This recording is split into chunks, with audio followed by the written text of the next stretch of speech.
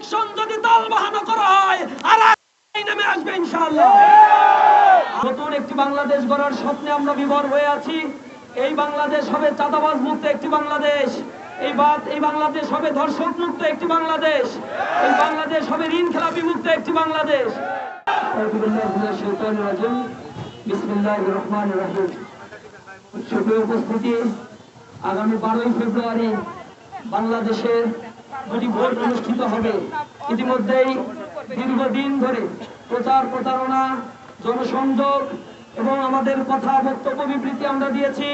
জুলাই বিপ্লব পরবর্তী নতুন একটি বাংলাদেশ গড়ার স্বপ্নে আমরা বিভোর হয়ে আছি। এই বাংলাদেশ হবে চাঁদাবাজ মুক্ত একটি বাংলাদেশ, এই বাংলাদেশ হবে ধর্ষক মুক্ত একটি বাংলাদেশ, এই বাংলাদেশ হবে ঋণ খেলাপি মুক্ত একটি বাংলাদেশ, এই বাংলাদেশে নারীদের অধিকার প্রতিষ্ঠিত হবে ইনশাআল্লাহ। আমার বোনেরা টেকনাফ থেকে তেতুলিয়া পর্যন্ত হেঁটে যাবে, আল্লাহর ভয় ছাড়া তার অন্তরে আর কোনো ভয় থাকবে না ইনশাআল্লাহ। আজকে বাংলাদেশে যে জনজোয়ার সৃষ্টি হয়েছে দাঁড়িপাল্লার পক্ষে, এই জোয়ার দেখে একটা শ্রেণীর মাথা নষ্ট হয়ে গিয়েছে।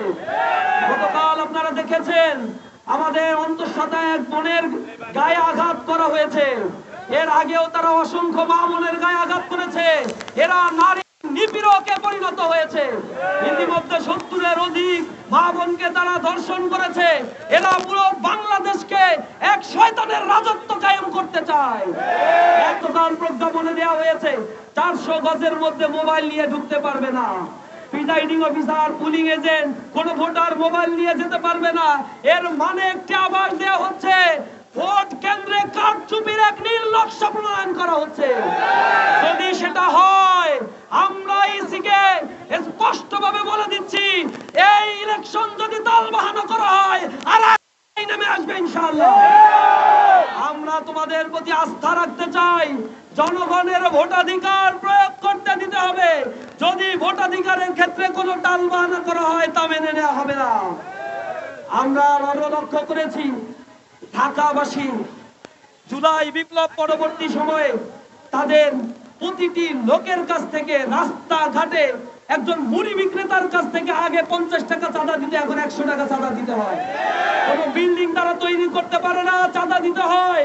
সন্ত্রাস দর্শনের অভয়ারণ্যে পরিণত করেছে।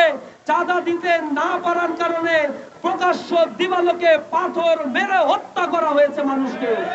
যারা পাথর মেরে মানুষকে হত্যা করতে পারে তাদের কাছে এই বাংলাদেশ নিরাপদ নয়। যারা ক্ষমতায় আসার আগে 232 জনকে হত্যা করতে পারে, জুলাই বিপ্লবেও তাদের এত লোক মারা যায় নাই। বিপুল ভোটের ব্যবধানে 17 আসনে খালিদুজ্জামান ভাইয়ের দাঁড়িপাল্লা বিজয় অর্জন করবে ইনশাআল্লাহ। আমাদের এই আসনে ভোট কারচুপি করার জন্য অস্ত্র প্রবেশ করানোর আমরা পাচ্ছি। আমরা প্রশাসনকে ব্যবহারের খবর পাচ্ছি। এখন প্রশাসনকে ব্যবহার করে এক নব্য কারচুপির নির্বাচন তারা করতে চাচ্ছে। যদি সেটা করা হয়, এ ছাত্র জনতা হাসিনার মতো ফ্যাসিবাদী এক দানবকে বিতাড়িত করতে পেরেছে। আর আপনি তো কিছুদিন আগে লন্ডন থেকে এসেছেন, সুতরাং আপনাকেও ক্ষমা করা হবে না। জনগণের ভোটাধিকার প্রয়োগের ক্ষেত্রে আমরা সবসময় সচেতন রয়েছি। ইসলামী ছাত্র শিবির বাংলাদেশের প্রতি ইঞ্চি মাটিকে পাহারা দিবে। জনগণের ভোটাধিকার প্রয়োগ করার জন্য জুলাই বিপ্লবীদের সাথে নিয়ে এক গণ প্রতিরোধ আমরা গড়ে তুলবো ইনশাআল্লাহ।